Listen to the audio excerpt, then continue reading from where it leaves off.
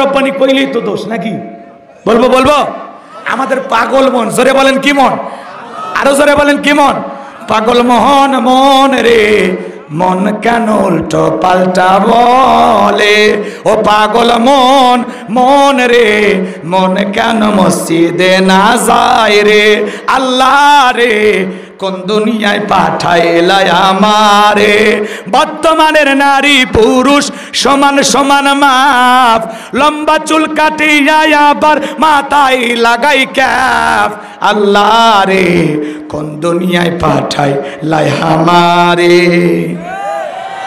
হিন্দি গানের টান মারিয়া রাস্তা হাইটা যায়, আবার কারো সুরে সুরে বুকটা ফাইটা যায়। আল্লাহ রে কোন দুনিয়ায় পাঠাইলা আমারে? জিন্সের প্যান্ট শার্ট পরিয়া রাস্তা হাইটা যায়, পুলানা মাইয়া ওইটা সেনা বড় দায়। আছে না নাই? কপালে এদিকে খেয়াল করেন, কানে পড়ছে দুল, কপালে পড়ছে টিপ। কাছে যদি যা বলেন বিলকি সাবা কয় না আমি আবুল। আছে না নাই? বুখারী শরীফের স্পষ্ট হাদিস, আল্লাহ রাসূল বলেছেন কোন পুরুষ যদি নারীর বেশ ধারণ করে আর কোন নারী যদি পুরুষের বেশ ধারণ করে, আল্লাহর লানত তাদের উপরে। কথা বলেন ঠিক কি না? ভালো করে বুঝবেন। এদেশে পোশাকের এত স্বাধীনতা আছে, এরপরে ঢাকা শহরে কিছু মা বোনেরা আন্দোলন করলো পোশাকের স্বাধীনতা চাই। যুবক মনে নাই তোদের? কিছু মেয়েরা শাহবাগ চত্বরে দ্বারা কি বললো? পোশাকের স্বাধীনতা চাই। কেমন স্বাধীনতা? ওরা বলে দাদি নানি ব্লাউজ ছাড়া শাড়ি পরেছিল, আমরা পড়তে চাই। কথা কয় না? আপত্তি করি নাই তো, আপত্তি করি নাই।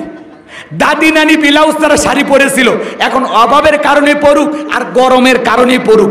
কোন দাদি কি শাড়ি পরিয়া বিশ্বরোডে গিয়ে আন্দোলন করেছিল আমি তোমার দাদি দেখে যাও শাড়ি পরেছি বলেছিল? ভাই নানি কইছিল?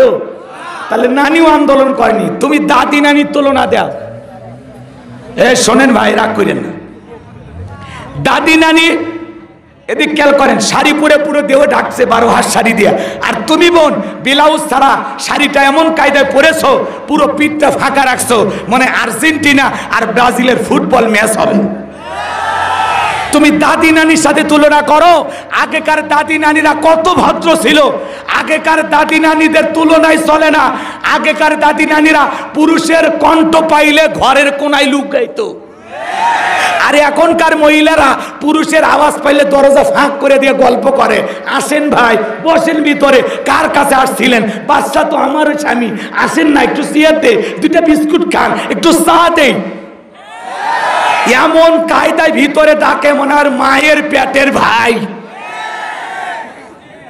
কোন আপনারাই বলেন, একটা অপরিচিত পুরুষ যদি আপনার বাড়িতে আসে, আপনার বউ কি তার সাথে দেখা করা জায়েজ আছে?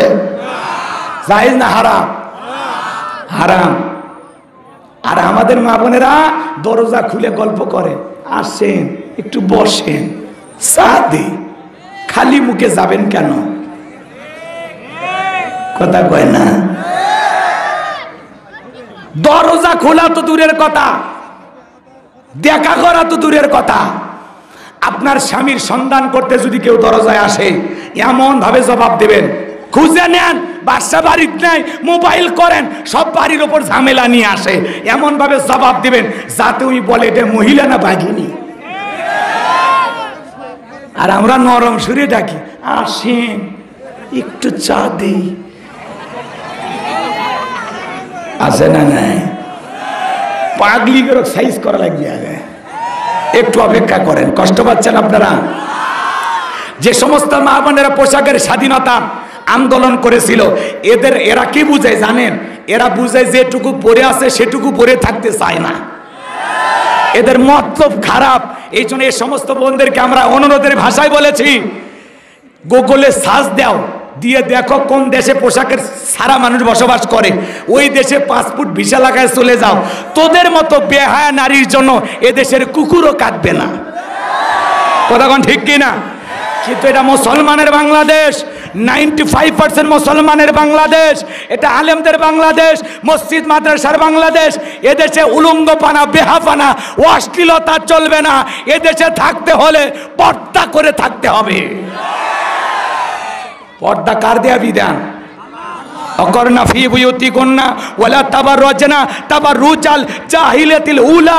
নারীরা তোমরা ঘরের ভিতরে অবস্থান করো, খবরদার জাহিলিয়াতি যুগের মেয়েদের মতো নোংরা অশ্লীল পোশাক পরে নিজের দেহকে প্রদর্শন করো না। পর্দা হলো নারীর সিকিউরিটি দেবে, পর্দা নারীকে নিরাপত্তা দেবে। পর্দাশীল নারীর ওপরে আল্লাহর রহমত নাজিল হবে। কোন সম্ভ্রান্ত ভদ্র ফ্যামিলির মেয়ে বোরকা ছাড়া বাহিরে যেতে পারে না। আপনার বউ বোরকা ছাড়া বাইরে যায়, আপনি কিছুই বলেন, আপনি পুরুষ। কথা কয় না? রাস্তাঘাটে যারা বেপরদায় যায়, কার বউ? আপনার বউ, আমার বউ। তাই বলে ভাবেন না যে আমার বউ বেপরদায় চলে, অত সোজা না, ঠ্যাং থাকবি না। কথা কয় না গে?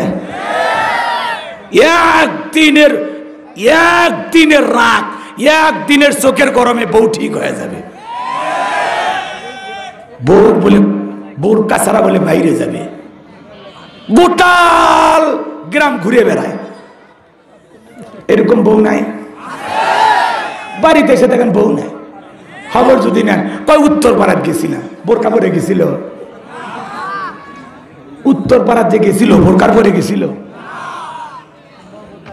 তা আপনার বউকে ভাই সংশোধন করানোর দায়িত্ব আপনার। আমার তো দায়িত্ব ওয়াজ করা। আমি তো আর আপনার বউকে সাইজ করতে পারবো না, সে ক্ষমতা কি আমার আছে? বউ যার সাইজ করার অধিকারও তার। এজন্য আপনার বউ ব্যাপারটা যখন যাবার শেফালিয়ে বোরকা পরে যা, তখন বউ বলবে হ্যাঁ আমি মনে হয় বুড়ি হয়ে গেছি যে বোরকা পরে যাবে। বুড়ি হলে তোর দিক কেউ তাকাবি না, এখনই দোকানপাট ঢেকে বাইরে যা। কতক্ষণ ঠিক কিনা? কারণ নারীর যত বয়স বেশি পর্দা তত হালকা, আর বয়স যত, ঠিক আছে বাবা কথা কই না, খারাপ লাগতেছে তাহলে ছাড়িয়ে দিই। কম কষ্ট হচ্ছে আপনাদের? রান্না বান্না চলতেছে তো, হয়ে গেলে ছাড়িয়ে দেবো। ওদিকে তত্ত্ব না ধ্যান হয়েছে। হ্যাঁ দিয়ে দিবেন। কষ্ট হচ্ছে। হ্যাঁ এদিক খেয়াল করেন, কি বলছিলাম ভুলে গেছেন? তাহলে নারীকে পর্দায় রাখবেন তো ইনশাআল্লাহ? রাখবেন তো ইনশাআল্লাহ? বেপর্দায় আপনার বউ মেয়ে যেন না চলে, এদিকে খেয়াল রাখবেন। আল্লাহ আমাদের সঠিক বোঝ দান করেন, জোরে বলুন আমিন। একটা নারী যদি ঢিলা ঢালা বোরকা পরে, হাত মুজে পা মুজে লাগাইয়া রাস্তাতে হেঁটে যায়, মনের অজান্তে শ্রদ্ধা সম্মানে মাথাটা নত হয়ে আসে। আর কোন নারী যদি উল্টা পাল্টা পোশাক পরে, ওর পোশাক যেমন উল্টা পাল্টা, ওর চরিত্র ওইরকম উল্টা পাল্টা। যে নারীর অন্তরে আল্লাহর ভয় আছে, আর যে সত্যিকারী মুসলমানের বউ, সে বেপরদায় বাইরে যাবে না। মনে থাকবে তো ইনশাআল্লাহ? আজকাল মা বোনেরা পর্দা করবেরই চায় না। তবে অন্যান্য দেশের তুলনায় বাংলাদেশের মহিলারা অনেক ভালো। অন্যান্য দেশে তো খালি হাফ প্যান্ট পরে, বলেন নাই? মাঝে মাঝে ঢাকাতে যাবেন, কক্সবাজারে দেখবেন মেয়ে মানুষ হাফ প্যান্ট পরে ঘুরিচ্ছে। আল্লাহ এ সমস্ত নারীদের হেদায়েত দান করেন, জোরে বলেন আমিন। আমার ভাইয়েরা কথার বাড়াতে চাই না, সামনের দিকে যাই। যে কথা বলতে চাচ্ছিলাম, তাহলে নামাজের ভিতরে দাঁড়াইয়া আমাদের মন খালি ছটপট করে, দুনিয়াবি নানান কথা নামাজে মনে হয়। কথা কন ঠিক কিনা? এমনও মানুষ আছে এত তারা ঘুরে করে এক চাচা উজু করছে, এক ঠ্যাং না ধুইয়া মসজিদে ঢুকেছে, টাই সালাম মসজিদ, চাচা পিছলা খায়া লঙ্গি একদিক চাচা একদিক, তাও বলে আল্লাহু আকবার। মানুষ কয় চাচা লঙ্গি খুলে গেছে, আগে লঙ্গি ঠিক করেন, কয়েক জামাত ধরি। এরকম তাড়াহুড়া করে মুসল্লি মসজিদে যায়, আসে না নাই? এত তাড়াহুড়া করে আপনাকে যাইতে কে বলেছে? 15-20 মিনিট আগে আজান হয়, আপনি তখন গেছিলেন কই? হ্যাঁ, যখন জামাত দাঁড়িয়ে গেছে বাড়ির থেকে মারছে দৌড়। কথা কন না কেন? 15-20 মিনিট আগে যে আজান হয়েছিল, আপনি গেছিলেন কই? আবার ওযুখানায় যায়, পিছন থেকে লোকজন ভিড় করে আর বলে ভাই তাড়াতাড়ি ওযু করেন, পিছনে অনেক লোক দাঁড়িয়ে আছে। আছে না নাই? খবরদার এরকম করবেন না। আজান হয়, আজান হওয়ার সাথে সাথে ওযু বানায় রেডি থাকবেন, পারবেন তো ইনশাআল্লাহ? ভালো করে বুঝবেন। অনেক মানুষ তাড়াহুড়ো করে নামাজ আদায় করে। এ বাজান গো আমার, এমনও মুসল্লি আছে ইমাম সাহেব আর মুসল্লি জোহরের 4 রাকাত সুন্নতের নিয়ত বেঁধেছে, ইমামের 2 রাকাত হওয়ার আগে মুসল্লি 4 রাকাত শেষ। হুজুর এইবার জিজ্ঞাসা করছে, চাচা মিয়া আমার 2 রাকাত হয় না, আপনার 4 রাকাত। বলে হুজুর আপনাদের চর্চা কম। হুজুরেরই চর্চা কম, চাচার চর্চা বেশি। এক মুরব্বী চাচা দেখি নামাজের মধ্যে দাঁড়া খালি মুখ নড়তেছে, খালি মুখ নাড়াইতেছে। নামাজ শেষে জিজ্ঞাসা করলে, চাচা মিয়া কোন সূরা পড়লেন যে এই সূরের ভিতরে এত মাখরাজ, যেভাবে আপনি মুখ নাড়লেন দাঁত যে খুলে পড়েনি, ভাগ্যবান আপনি। কোন সূরা তিলাওয়াত করছেন বলেন, যে সূরাতে মুখের অঙ্গভঙ্গি এরকম হয়। তখন বলতেছে, বাবা আমি তো নামাজের সূরা কারাত কিছু জানি না, তো নামাজের ভিতরে দাঁড়া দেখে মানুষ মুখ নাড়ায়, তো মানুষের মুখ নাড়ানারি দেখে আমি চিন্তা করলাম আমি এমন ভাবে নাড়াবো যাতে মানুষ বুঝতেই না পারে যে আমি কিছুই জানি না। কথা কোন আছে না নাই? অনেক মানুষ দেখবেন নামাজের মধ্যে দাঁড়ায়া এদিক ওদিক তাকায়, মানে নামাজে কোনো মনোযোগী নাই। লুঙ্গি ঠিক করিচ্ছে, দাড়ি চুলকেছে, টুপি ঠিক করিচ্ছে, আবার কেউ মোবাইল রিসিভ করে বলে হ্যালো 2 রাকাত চলতেছে। এমন মুসল্লিও আছে নামাজ পড়তে পড়তে ফোন রিসিভ করে। আল্লাহ আমাদের হেদায়েত দান করুন, জোরে বলুন আমিন। ভাই নামাজ পড়বো একমাত্র কার জন্য?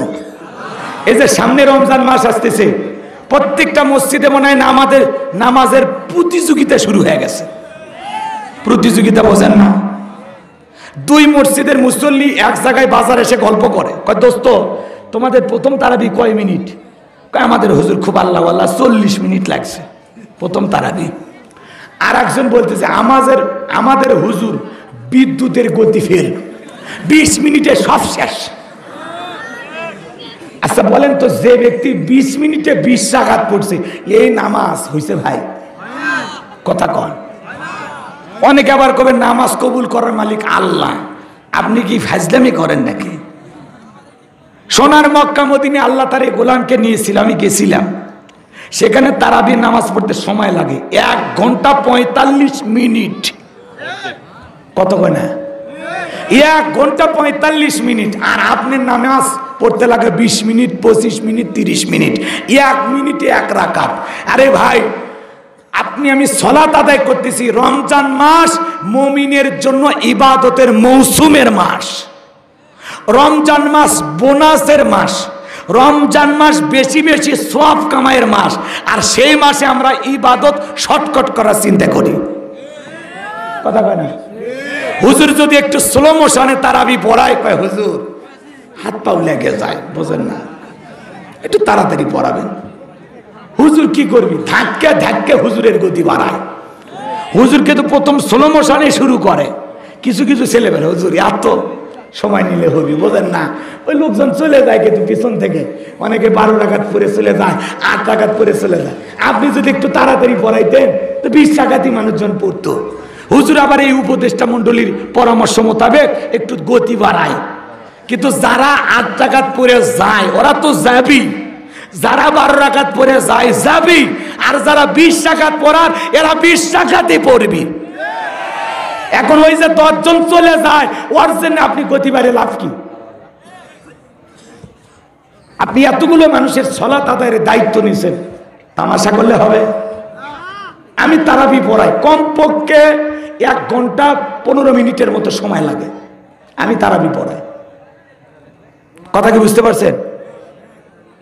এই জন্য ওই যে প্রথম দিন দেখবেন মসজিদে জায়গা হচ্ছে না। কথা কয় না? 2 তলা 3 তলা ভর্তি, রাস্তার উপরে শর্ট বিছে দেওয়া লাগলো। 1 সপ্তাহ তারাবি পরে বাইরে শর্ট ঢুকছে, বারান্দা খাসে, এখন ভিতরের কাঁটার খাওয়া শুরু হয়ে গেছে। তো ওই মৌসুমের 2-4 জন মুসল্লির জন্য আপনি সিজদা রুকু ঠিকভাবে করবেন না। কথা কন না কেন? রাগ করতেছেন আপনারা? বিশ্ব নবীর জামানায় ফজরের নামাজের দৃশ্যও যেমন, জুমার নামাজের দৃশ্য একই রকম। আল্লাহু আকবার বলেন। আর আমাদের বাংলাদেশে জুমার নামাজের জন্য মসজিদ ভেঙে 2 তলা 3 তলা করা হয়, আর ফজরের সময় এমনও গ্রাম আছে 1 কাতার মুসল্লিও হয়নি। এমনও মসজিদ আছে খালি ইমাম আর মুয়াজ্জিন একা একা পড়ে। ভাই আছে না নাই? তাহলে যারা জুমার নামাজ আদায় করলো বাকি সপ্তাহে আর নামাজ পড়ার দরকার নাই। জোরে বলেন দরকার নাই। কি শুরু করছেন? কি শুরু করছেন? আল্লাহর সাথে তামাশা। মাঝে মাঝে যাবেন আর মাঝে মাঝে যাবেন না, তাও খালি 2 রাকাত পড়বে যায়, মানে 2 রাকাত ফরজ পড়া শেষ, মসজিদে মানে ভূমিকম্প শুরু হয়ে গেছে। কথা কন, আপনাদের এলাকায় হয় কিনা জানি না, মাত্র 2 রাকাত, মানে 2 রাকাত পড়ার আগ পর্যন্ত আটকে রাখতে পারবেন। হুজুর আধা ঘন্টা বয়ান করলে থামে থাকবি, বুঝেননি? তারপরে হুজুর 2 রাকাতে যতক্ষণ পারে সময় দেবে, কিন্তু সালাম ফিরানো শেষ আর বাড়ি হওয়া শেষ। কথা কন। আল্লাহ যেন আল্লাহকে রাজি খুশি করার উদ্দেশ্যে আমাদের ইবাদত গুলো করার তৌফিক দান করেন। জোরে বলেন আমিন। আরো জোরে বলেন আমিন। রসুল কিভাবে নামাজ পড়তেন, সাহাবায়ে কেরাম কিভাবে পড়লেন, সেইভাবে আপনাকে আমাকে নামাজ পড়তে হবে। নবীজির এমনও সাহাবী ছিল 2 রাকাত নামাজ সারা রাত ধরে পড়ছে। আল্লাহু আকবার বলবেন না? আর আপনি আমি 2 রাকাত 2 মিনিটে খালি সিজদা মারতেছে, মানে 2 রাকাতের 4 সিজদা একবারে মারলে আরো ভালো হয়। আছে না নাই? এ আমার ভাইয়েরা, নওগাঁ জেলার বাবাজিরা, শেষ কথাটা আপনাদের উদ্দেশ্যে সালাতের ব্যাপারে বলে যায়। নামাজের ওয়াজ 2-3 ঘন্টা শেষ হবে না, আরো কয়েকটি পয়েন্ট আছে আমাকে বলতে হবে, সময় বড় কম, ফুরিয়ে আসতেছে আমার দম। আমি যে কথা বলতে চাই, রাত্রি 10টার দিকে একটা ফাঁসির আসামিকে যদি বলা হয় রাত 12টায় আপনার ফাঁসি, লোকটা যদি ইমানদার হয় 2 রাকাত নামাজ যদি আদায় করে, ওই নামাজ হবে জীবনের শেষ নামাজ। কথা বলেন ঠিক কিনা? ওই নামাজ হবে জীবনের সবচেয়ে ভালো নামাজ। ফাঁসির আসামি যেমন জীবনের শেষ মনে করে নামাজ আদায় করে, আপনি আমি যখন জোহরের সালাত আদায় করব, মনে মনে ভেবে নেব এই জোহরের নামাজ আমার জীবনের শেষ নামাজ, আসর পর্যন্ত নাও বেঁচে থাকতে পারি। কথা কন ঠিক কিনা?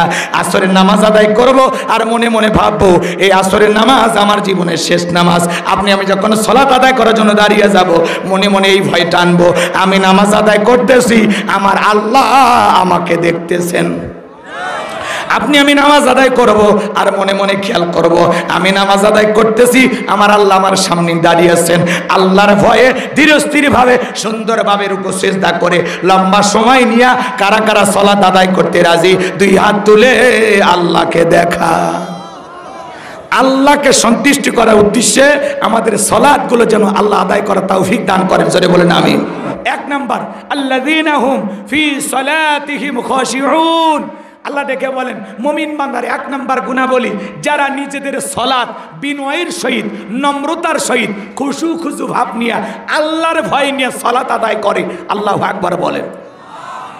তাফসির ইবনে কাসির থেকে বলছি বাজান গো আমার, এই আয়াতের ব্যাখ্যায় তাফসিরকারকেরা লিখেছেন, আপনি আমি যখন সালাত আদায় করার জন্য দাঁড়িয়ে যাব, অন্তরের ভিতরে সুচিন্তা, দুশ্চিন্তা, বিবির কথা, সংসারের কথা, ব্যবসা বাণিজ্যের কথা, রাজনীতির কথা, দুনিয়াবি সব চিন্তা ভাবনা মসজিদের বাইরে রেখে টেনশন মুক্ত হৃদয় নিয়ে আল্লাহকে সিজদা দেওয়ার জন্য মসজিদে দাঁড়াইতে হবে।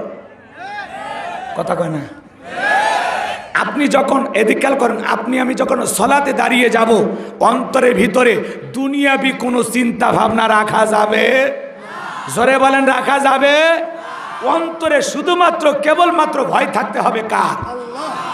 আপনি আমি যখন মসজিদে সালাত আদায় করব, দুনিয়াবি সব চিন্তা ভাবনা মসজিদের বাইরে রেখে টেনশন মুক্ত হৃদয় নিয়ে অন্তরে আল্লাহর ভয় নিয়ে দাঁড়াবো। ইয়া আইয়ুহাল্লাযীনা আমানুত্তাকুল্লাহ, হে ঈমানদারগণ, আমি আল্লাহকে ভয় করো, হাক্কা তুকাতিহি, ভয় করার মতো ভয় করো। আল্লাহু আকবার কর। তাহলে আপনি আমি কিভাবে সালাত আদায় করব একটু জানার দরকার নাই? আমার ভাইয়েরা, বিশ্বনবীর প্রিয়তমা স্ত্রী আম্মা জান আয়েশা রাদিয়াল্লাহু তাআলা আনহা বলেন, নবীজি নামাজের ভিতরে এত লম্বা সময় ধরে দাঁড়িয়ে থাকতেন, আমি তাকায়া দেখতাম মাঝে মাঝে নবীজির পা মোবারক ফুলে উঠত।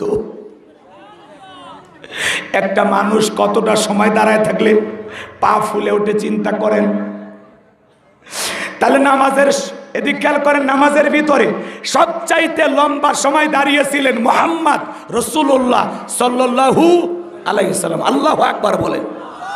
এতটা লম্বা সময় নবী দাঁড়িয়ে থাকতেন, নামাজে পায়ে ফুলে উঠত। আল্লাহু আকবার বলেন। এরপরে আম্মা জান আয়েশা ডেকে বলেন, নবীজি নামাজের ভিতরে এমন ভাবে রুকু করতেন, এমন ভাবে সিজদা করতেন, মাঝে মাঝে মনে হয় নবীজি আর কোনোদিন সিজদা থেকে মাথা উঠাবেন না। আল্লাহু আকবার। আম্মা জান আয়েশা ডেকে বলেন, একদিন রাতের বেলায় দেখি নবীজি সিজদা দিয়া এত কান্না করতেছেন, কাঁদতে কাঁদতে বিছানাটা ভিজে গেছে, সিজদার জায়গা ভিজে গেছে। নবীজি যখন সিজদা থেকে মাথা উঠাইলেন, আম্মা জান আয়েশা ডেকে বলেন, নবী সিজদা দিয়া এত কান্না কেন করেন, কি হয়েছে আপনার? বিশ্ব নবী ডেকে বলে, আয়েশা আমি তো আমার জন্য কাঁদি না, আমি কাঁদি আমার গুনাহগার উম্মতের জন্য। আল্লাহর কাছে কেঁদে কেঁদে বলি, আল্লাহ আমার গুনাহগার উম্মতের গুনাহ মাফ করে দাও। নবী সিজদা দিয়া আপনার আমার গুনাহ মাফের আশায় আল্লাহর কাছে কেঁদে কেঁদে দোয়া করতেন। সুবহানাল্লাহ বলেন। আমার নবী ডেকে বলেন, আয়েশা ও আয়েশা আমি কেঁদে কেঁদে দোয়া করি আল্লাহর কাছে, আল্লাহ যেন আমার গুনাহগার উম্মতকে জাহান্নামের আগুন থেকে মুক্তি দেয়। আল্লাহু আকবার। নবী যদি আপনার আমার গুনাহ মাফের আশায়, আপনাকে আমাকে জাহান্নাম থেকে বাঁচানোর আশায় রসুল যদি দোয়া করেন, আপনার আমার একটু দোয়া করার দরকার আছে না নাই? আমাদের গুনাহ আছে না নাই ভাই? তাহলে গুনাহ মাফ চাইতে হবে কার কাছে? কি দিয়া? সিজদা দিয়া। 5 ওয়াক্ত সালাত, এটা তো ডিউটি, এটা তো আদায় করাই লাগবে। আল্লাহ তাআলা যে আমাদেরকে কত ভালোবাসেন আপনি কল্পনা করতে পারবেন না। আল্লাহ তাআলা ভালোবেসে মুসলমানের ঘরে জন্ম দিয়া জান্নাতের রাস্তা একটু আগায় দিয়েছেন। সুবহানাল্লাহ বলেন। এরপরে পৃথিবীর শ্রেষ্ঠ ধর্ম ইসলাম ধর্মের মানুষ বানাইয়া জান্নাতের রাস্তা আরেকটু আগায় দিয়েছেন। এরপরে এদিক খেয়াল করেন, পৃথিবীর শ্রেষ্ঠ পয়গম্বর মুহাম্মদ রাসূলুল্লাহ সাল্লাল্লাহু আলাইহি সাল্লামের উম্মত বানাইয়া জান্নাতের রাস্তা আরেকটু আগায় দিয়েছেন। এরপরে পৃথিবীর শ্রেষ্ঠ কিতাব কুরআনুল কারীম দান করে জান্নাতের রাস্তা আরেকটু আগায় দিয়েছেন। আল্লাহু আকবার বলেন। আমরা জাতির দিক দিয়ে সেরা জাতি মুসলিম জাতি, ধর্মের দিক দিয়ে শ্রেষ্ঠ ধর্ম ইসলাম পেয়েছি, নবীর দিক দিয়ে সেরা নবী বিশ্ব নবীকে পেয়েছি, কিতাবের দিক দিয়ে সেরা কিতাব কুরআনুল কারীম পেয়েছি, সব দিক দিয়ে সেরা। আজকের আলোচনাটা একটু বুঝে শুনে আমল করলে জান্নাতটাও পাবো সেরা ইনশাআল্লাহ। এই জন্য ওটা ভাষা করিয়েন না, লিখবেন তাফসিরুল কোরআন মাহফিল, আর যদি একটু পয়েন্ট টু পয়েন্ট আলোচনা করা হয় ভাল লাগে না। কিছু মানুষ আবার ঘটনার পাগল, একটু ঘটনা বললে মজা পায়। দেখি সামনে নিয়ে যাই, যদি 2-1টা পারি বলবো ইনশাল্লাহ। ঘটনা শোনার চাইতে কোরআন শোনার গুরুত্ব বেশি দেওয়া লাগবে, কারণ এই কিতাবটা বুঝলেন তো দুনিয়ার সব বুঝলেন। কথা কন ঠিক না? কোরআন বোঝার দরকার আছে না নাই? একটু মনোযোগ দিয়ে শোনেন, আমি কি বলছিলাম ভুলে গেছেন? নবী যদি সিজদা দিয়ে আপনার আমার গুনাহ মাফের আশা আল্লাহর কাছে কাঁদেন, তাহলে মূল ভিকটিম, মূল আসামি, মূল অপরাধী হলাম আমরা। আমি অনেক পাপ করেছি, অনেক গুনাহ করেছি, তাহলে বলেন তো আপনার আমার সিজদা দিয়েও মালিকের কাছে কান্না করার দরকার আছে না? আল্লাহ তাআলা বলতেছেন, শোনেন, আল্লাহ বলেন ওয়াল্লাযীনা ইয়াবিতুনা লিরাব্বিহিম সুজদান ওয়া কিয়ামা, যারা রাত্রি জাগরণ করে আমি আল্লাহকে সিজদা দেয়, আমি আল্লাহর জন্য দণ্ডায়মান থাকে। 5 ওয়াক্ত সালাত, এইটা তো ডিউটি, এটা তো পড়তেই হবে। পাশাপাশি রাতের 1টা 2টা 3টা দিয়ে উইটা আরামের বিছানা ত্যাগ করিয়া, বিবির ভালোবাসা ত্যাগ করিয়া, ঠান্ডা পানি দিয়া ওযু বানায়া নিরালায় নিবৃত্তিতে যাই নামাজে দাঁড়ায় গেলেন। এই নামাজ দুনিয়ার কাউকে দেখানোর জন্য নয়, এই নামাজ হলো আল্লাহ তাআলাকে রাজি খুশি করার জন্য। এজন্য আল্লাহ বলেন কুলিন্না সলাতি ওয়া নুসুকি ওয়া মাহইয়ায়া ওয়া মামাতি লিল্লাহি রাব্বিল আলামিন। আমার আল্লাহ জানিয়ে দিলেন নবীজি আপনি বলুন, আমার নামাজ, আমার কুরবানি, আমার জীবন, আমার মরণ লিল্লাহি রাব্বিল আলামিন, আসমান জমিনের প্রতিপালকের জন্য। তাহলে মুমিন জীবনের সব ইবাদত হবে একমাত্র আল্লাহ তাআলাকে রাজি খুশি করার জন্য। কথা বলেন ঠিক কিনা? আমার ভাইয়েরা গভীর মনোযোগ দিয়ে কথাগুলো শুনবেন। এত টাকা কই আছিলেন ভাই? এ সোনা ভাইয়ের নাম কি?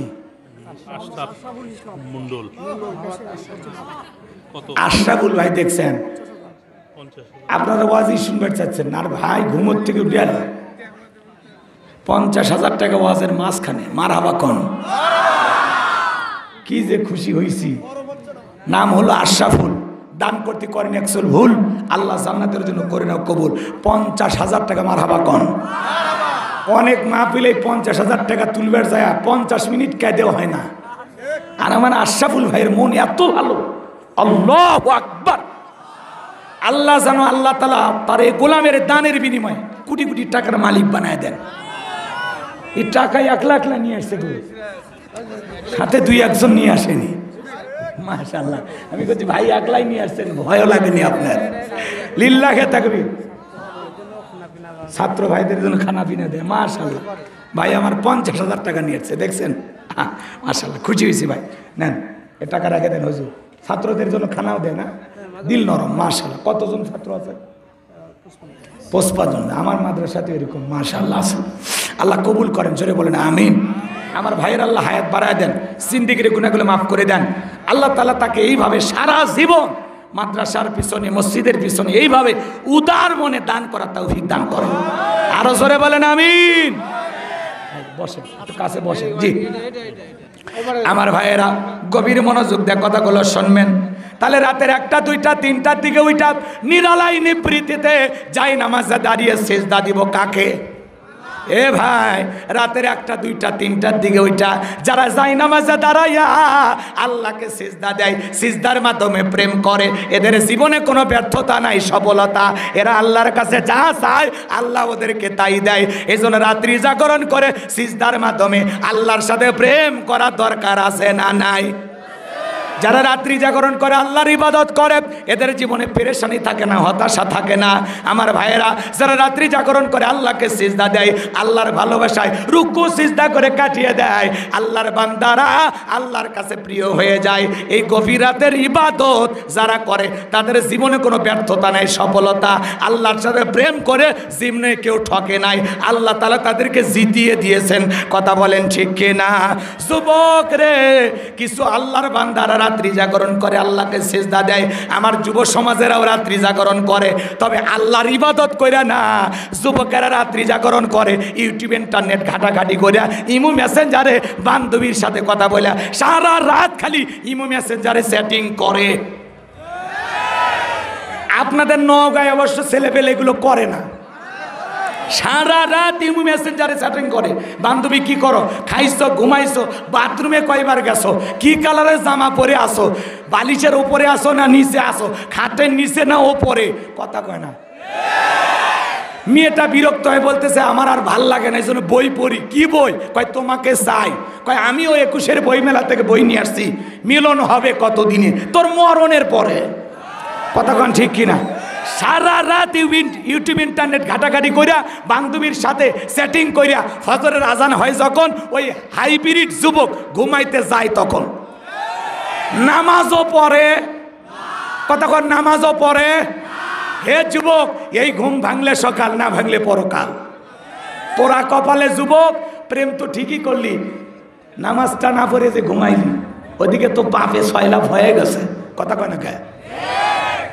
কেমন করে ঘুমাও তুমি ওরে নওগাঁর যুবক, কেমন করে ঘুমাও তুমি ফজর করে কাজা? এমন তো হতে পারে ও তোমার জোহরে জানাজা, এমন তো হতে পারে ও তোমার জোহরে জানাজা। কথা বলে ঠিক কিনা? তাহলে রাত্রি জাগরণ করে সিজদা দেব কাকে? আমার ভাইয়েরা, গভীর মনোযোগ দিয়ে শুনবেন কিভাবে সালাত আদায় করবেন। আল্লাহ তাআলার কাছে রাত্রি জাগরণ করে গভীর নিশীথে সিজদা দিয়ে আল্লাহর কাছে কেঁদে কেঁদে বলবো, রব্বানা সরিফান্না আযাবা জাহান্নাম ইন্না আযাবাহা কানা গরামা। হে আমাদের রব, ওই কঠিন ভয়ঙ্কর জাহান্নামের আগুন থেকে আমাদের মুক্তি দাও, যেই জাহান্নামের আযাব শাস্তি সহ্য করার ক্ষমতা আমাদের নাই। আমার আল্লাহ বলেন, ইন্নাহা সাআত মুস্তাকাররাও ওয়া মুকামা। আমার আল্লাহ তাআলা ডেকে বলেন, নিশ্চয়ই জাহান্নাম আবাসস্থল হিসাবে, বসতির জায়গা হিসাবে ওই জাহান্নাম কত না নিকৃষ্টতম একটা স্থান। জাহান্নাম সুখের জায়গা না, এটা হলো যন্ত্রণার কারখানা। ওই জাহান্নাম বড় কঠিন জায়গা। আমার আল্লাহ রাব্বুল আলামিন বলেন, ইন্না জাহান্নামা কানাত মিরসাদা লিত্তাগিনা মাআবা লাবিসিনা ফিহা আহকাবা লা ইয়াযুকুনা ফিহা বারদান ওয়ালা শারাবা ইল্লা হামিমান ওয়া গাসসাকা। আমার ভাইয়েরা, আল্লাহ তাআলা বলেন, ইন্না জাহান্নামা কানাত মিরসাদা, নিশ্চয়ই জাহান্নাম ফুলসেরেতের কিনারায় ওঁত পেতে রয়েছে। এটা হলো আল্লাহ তাআলার অবাধ্য বান্দাদের থাকার আবাসস্থল। এখানে তারা যুগের পর যুগ বসবাস করবে। একটা মানুষ কত লক্ষ বছর, কত কোটি বছর জাহান্নামের আগুনে জ্বলবে, এর সঠিক ইলম আর জ্ঞান আছে কার কাছে? আরো জোরে বলেন। ওই জাহান্নামের আগুনে মানুষগুলো জ্বলতে জ্বলতে পুড়তে পুড়তে, এ বাজান গো আমার, দুনিয়ার আগুনের চাইতে জাহান্নামের আগুনের পাওয়ার হলো 70 গুণ বেশি। হে বাজান গো আমার, এই যে আল্লাহর এক বান্দা একটা ফ্ল্যাটে আগুন লেগেছে, অনেক কষ্ট করে দরজা জানালা ভেঙে আল্লাহর বান্দা সেখান থেকে বেরিয়ে আসছে। আর ডেকে বলে, যেভাবে আগুন লেগেছে আমি পুরে শেষ হয়ে যাইতাম, আমার আল্লাহ আমাকে বাঁচিয়েছেন। বাঁচানোর মালিককে। এই দুনিয়ার জমিনে যার দেহটা হালকা আগুনে ঝলসে যায়, ও জানে আগুনে পোড়ার যন্ত্রণা কত।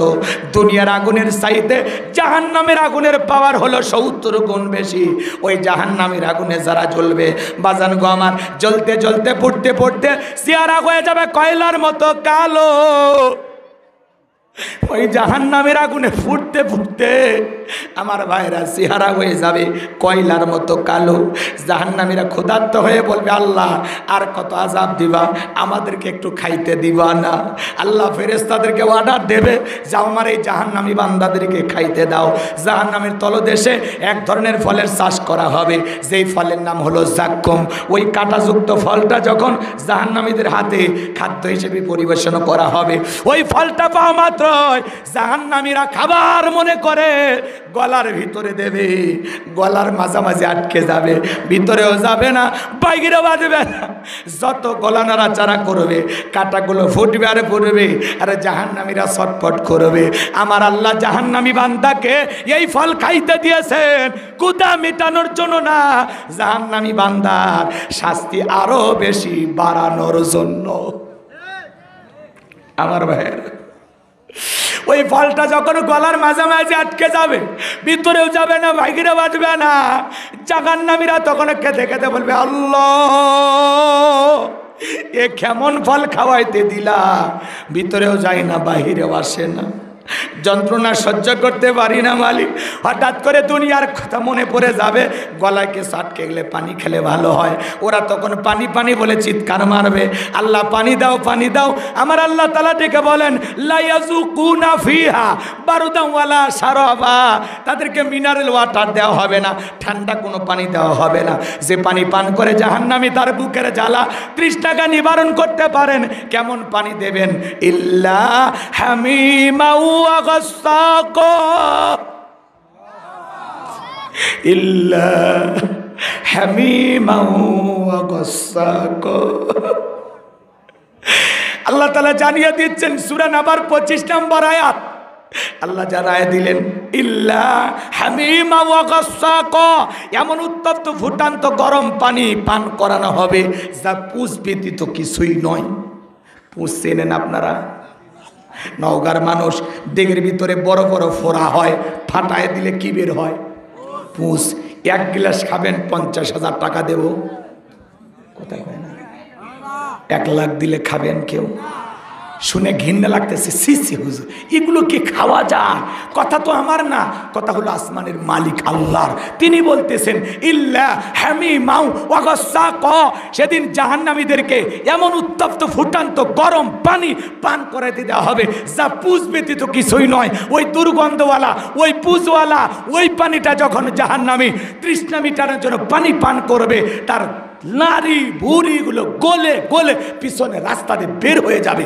জোরে কর নাউজুবিল্লাহ। এটা হলো জাহান্নামীদের খাবার। সাক্কুম খাওয়াবে, এই ধরনের পুজওয়ালা দুর্গন্ধওয়ালা পানি খাওয়াবে। দরিয়া নামের একটা খাবার দেওয়া হবে, যে খাবার না পুষ্টি যোগাবে না ক্ষুধা মিটাবে। যেমন আপনারা অনেকে বিড়ি সিগারেট খান না, নওগাঁ অবশ্য চলে, বিড়ির দোকান বন্ধ হয়ে আছে নাকি কর, ওগুলো আমাদের গাইবান্ধায় চলে।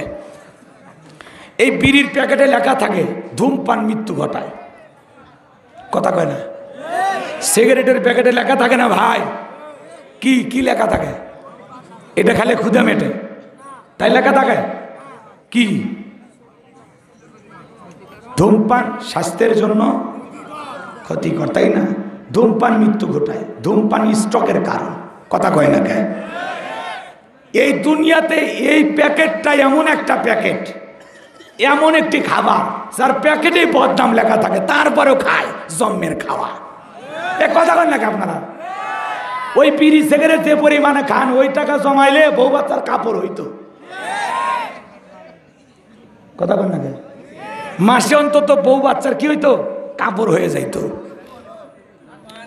এমনও মানুষ আছে বিড়ি সিগারেট কমপক্ষে মাসে 10-12 হাজার টাকার খায়, আছে না ভাই? তো শোনেন, এদিক খেয়াল করেন, আমি আপনাদের উদ্দেশ্যে বলে যাই, দরিয়া নামের যে খাবারটা দেওয়া হবে, এটা না পুষ্টি যোগাবে না ক্ষুধা মেটাবে। এটা খায়া জাহান্নামীদের কোনো লাভ হবে? এই যে জাহান্নামের এই শাস্তির কথাগুলো বলতেছি, শোনেন, যে ব্যক্তির দেহে জাহান্নামের আগুন লাগবে, কলিজাটা পুরে ছাই হয়ে যাবে। আমার ভাইয়েরা, জাহান্নামী যখন এই পানিটা পান করবে, চেহারাটা ঝলসে যাবে, জাহান্নামীর দেহের গোস্তগুলো গলে গলে খসে খসে পড়বে। সরে কোন নাউজুবিল্লাহ। জাহান্নামের সর্বনিম্ন শাস্তি যাকে আল্লাহ দেবে, এক জোড়া জাহান্নামের স্যান্ডেল, খালি এক জোড়া জুতা পরে থাকবে। ওই জুতা পরে থাকার কারণে পুরো দেহটা এমন হিট হবে, এমন গরম হবে, মাথার মগজগুলো টক বক করে গলে নাক মুখ কান দিয়ে বের হয়ে যাবে। জোরে কোন নাউজুবিল্লাহ। এই কথাগুলো কেন বলতেছেন? মানুষ কি জাহান্নামে গেছে? না, এটা জাহান্নামীদের হবে। যারা জাহান্নামে যাবে তাদের এই ধরনের আযাব দেবে। আল্লাহ তাআলা অ্যাডভান্স আগেই জানিয়ে দিয়েছেন, সাবধান করার জন্য, সতর্ক করার জন্য, যাতে আমরা এই আযাবের কথাগুলো শুনে, এই জাহান্নামের যন্ত্রণার কথাগুলো শুনে নিজেদেরকে আমলের মাধ্যমে জাহান্নাম থেকে বাঁচায় নিতে পারি। কথাই বুঝলো না? এই যে হুজুর এই বক্তৃতা করতেছে, আরো হুজুরেরা বক্তৃতা করে, এর পেছনে কারণ কি ভাই? এই ঘটনা কিন্তু ঘটেনি, ঘটবে, কথা কয় না? কিন্তু ঘটবে কাদের জন্য? যারা অপরাধ করবে, যারা গুনাহ করবে, যারা অপরাধী বান্দা, যারা এই দুনিয়ার জমিনে পাপাচারে লিপ্ত হবে, তাদের জন্য এই শাস্তি। কিন্তু আমরা যদি পাপ করেও থাকি, ক্ষমা পাওয়ার এখনো সুযোগ আছে না নাই? যদি আমরা গুনাহ করে থাকি, এখনো নিজেকে গুনাহ থেকে ফিরায় আনার সুযোগ আছে না নাই? এজন্য আসুন নিজেদেরকে জাহান্নামের আগুন থেকে বাঁচাই। মানুষদেরকে যখন জাহান্নামে দেওয়া হবে, ওই মানুষগুলো জাহান্নামের যন্ত্রণা চিৎকার মারতে মারতে মালে ফেরেশতাকে ডাকবে। 1000 বছর পর, কত বছর পর? 1000 বছর পর মালিক ফেরেশতা জবাব দিয়ে বলবে, চুপচাপ আযাব সহ্য করো, কোনো কথা হবে না। কি বলবে? চুপচাপ আযাব সহ্য করো, কোনো কথা হবে না। এরপরে লোকজন চিন্তা করবে, ফেরেশতাকে ডাকে লাভ নাই, ডাইরেক্ট আল্লাহ ডাকি। মানুষগুলো তখন জাহান্নাম থেকে আল্লাহ তাআলাকে ডাক দিবেন। ডাকতে ডাকতে ডাকতে ডাকতে 1000 বছর পর আল্লাহ তাআলা জবাব দিয়ে বলবেন, বান্দা কোনো কথা হবে না, কোনো কথা হবে না, আজকে তোদের কোনো কথা আমি আল্লাহ শুনবো না, চুপচাপ শাস্তি সহ্য কর। আল্লাহ যদি এই জবাব দেয়, বাঁচার আর কোনো জায়গা আছে? এই ঘটনার মুখোমুখি আমরা হতে চাই না। আমরা কেউ জাহান্নামে যাইতে চাই না। সামান্য সূর্যের তাপ সহ্য হয় না। আর যে জাহান্নামের আগুনকে আল্লাহ 1000 বছর জ্বালাইছেন, ওই জাহান্নামের 1 সেকেন্ড থাকার মতো শক্তি আমাদের কারো নাই। এর জন্য আল্লাহ তাআলা আমাদের সবাইকে জাহান্নামের আগুন থেকে মুক্তি দিন, জোরে বলেন আমিন। আর জাহান্নামের আগুন থেকে বাঁচার জন্য আল্লাহ তাআলা আমাদেরকে নেক আমল করার তৌফিক দান করেন, জোরে বলুন আমিন। আমার ভাইয়েরা, লম্বা হবে, লম্বা করব না। জাহান্নাম নিয়ে আলোচনা করলে 2-3 ঘন্টায় শেষ হবে না। বিশ্বনবী কিভাবে সালাত আদায় করতেন আমি আপনাদেরকে বললাম। সাহাবায়ে কেরাম কিভাবে সালাত আদায় করতেন জানেন? বিশ্বনবীর সাহাবীরা যখন মরুভূমিতে সালাত আদায় করার জন্য দাঁড়িয়ে যেতেন, ওই মরুভূমির পাখিগুলো খেজুর গাছ মনে করে সাহাবীদের কাঁধের ওপরে মাথার ওপরে বসে থাকতো। বিশ্বনবীর সাহাবীরা সালাতে এত মনোযোগ কাঁধে পাখি পরে থাকে, তারপরেও টের পায় না। বলেন আল্লাহু আকবার। আর আপনি আমি নামাজের মধ্যে দাঁড়ায় যাই, একটা মশা যদি পড়ে হাতে, এই হাতেই জায়গা নিয়ে আগে মশা মারে তারপরে নামাজ ধরে, আসে না নাই? পায়ে যদি মশা পড়ে এক ঠ্যাঙ্গের উপর তুলে দেয়, কয় খাবু খা, কথা কয় না কে? এমন আছে না নাই? আর সাহাবায়ে কেরামদের কাঁধে পাখি পরে আছে, মাথায় পাখি পরে আছে, তারা সালাতে এত বেশি গভীর মনোযোগ, টেরও পায় না। আল্লাহু আকবার বলেন। আমার ভাইয়েরা, বিশ্বনবীর জিহাদের ময়দানে রাত্রিবেলায় দুইজন সাহাবীকে পাহারাদার নিযুক্ত করে তাঁবুর ভিতরে সবাই ঘুমের মধ্যে চলে গেলেন। দুইজন সাহাবী দাঁড়িয়ে পাহারা দিতেছেন। একজন সাহাবী ডেকে বলেন, ভাই দুইজন খামাখা দাঁড়ায় থাকে কি লাভ? আপনি বিশ্রাম করেন, আমি পাহারা দেই, আবার আমি বিশ্রাম করব, আপনি পাহারা দেবেন। দুইজন ডিউটিটা ভাগ করে নিলেন। এবার একজন সাহাবী বিশ্রামে চলে গেলেন, বিশ্বনবীর আর একজন সাহাবী দাঁড়িয়ে পাহারা দেয়। মনে মনে ভেবে নাই আমি দাঁড়িয়ে থেকে পাহারা দিয়ে লাভ কি, এই সময়টা একটু নামাজের ভিতরে কাটায় দেই। এই কথা ভেবে বিশ্বনবীর সাহাবী নামাজে দাঁড়িয়ে গেলেন। আর কাফেরা সুযোগ পাইয়া মনে করছে এটা মানুষ না গাছ, এই কথা ভেবে টার্গেট করে একটা তীর নিক্ষেপ করেছেন। ডান হাতের ভিতরে তীরটা ঢুকে গেছে, আর একটা তীর নিক্ষেপ করেছেন বাম হাতের ভিতরে ঢুকে গেছে। বিশ্বনবীর সাহাবীরা, আমার ভাইরা, সালাত আদায় করার পর নবীজির সাহাবী ডেকে বলেন, ভাই তাড়াতাড়ি ঘুম থেকে ওঠেন, কি হয়েছে? বলে কাফের আমাকে তীর নিক্ষেপ করেছে। কিভাবে ঘটলো? ডেকে বলে, ভাই আপনি যখন বিশ্রামে চলে গেলেন আমি তখন ভেবে নিলাম খামাকা দাঁড়ায় থেকে কি লাভ, সময়টা একটু নামাজের ভিতরে কাটায় দেই, এই কথা ভেবে আমি নামাজের মধ্যে দাঁড়িয়ে গেলাম। আর কাফেরা এই সুযোগ আমাকে তীর নিক্ষেপ করেছে। আজকে আমি নামাজের ভিতরে এমন মজা পাচ্ছিলাম, এমন স্বাদ পাচ্ছিলাম, আজকে যদি আমি রাসূলুল্লাহ এবং সাহাবায়ে কেরামদের পাহারাদার না হইতাম, আজকে আমি নামাজের ভিতরে এত মজা পাচ্ছিলাম, নামাজ পড়ে আমার কাছে এত ভালো লাগতেছিল, তীর আইসা যদি আমার শুধুমাত্র শরীরে নয় কলিজাতে লাইগা, ওই তীর যদি আইসা আমার কলিজাটাকে ছিদ্র করে এপাশ ওপাশ করে দিত, তারপরে আজকে আমি নামাজ ছাড়তাম না। তাদের নামাজের কত গভীর, মনোযোগটা কত গভীর চিন্তা করা যায়।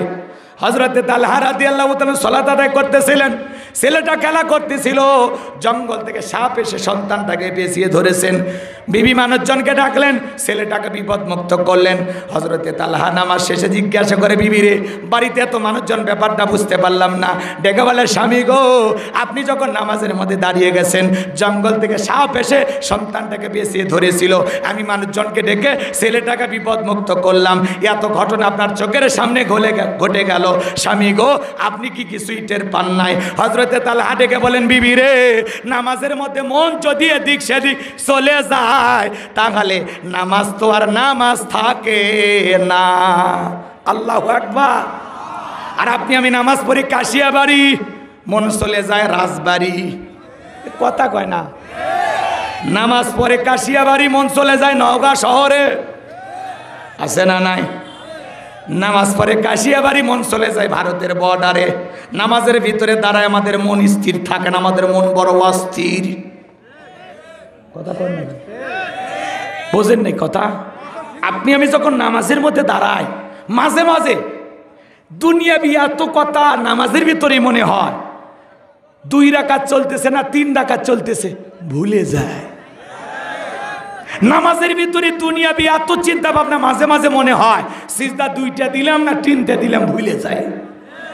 আছে না নাই? একটি গবেষণায় বলা হয়েছে, বাংলাদেশের কিছু মুসল্লি এমন আছে যাদের মন নামাজের ভিতরে 8 সেকেন্ডও স্থির থাকে না। কয় সেকেন্ড? মাত্র 8 সেকেন্ড। মানে 8 সেকেন্ড পরে মনের ভিতরে সমস্যা সৃষ্টি হয়। কথা বোঝেন নাই না?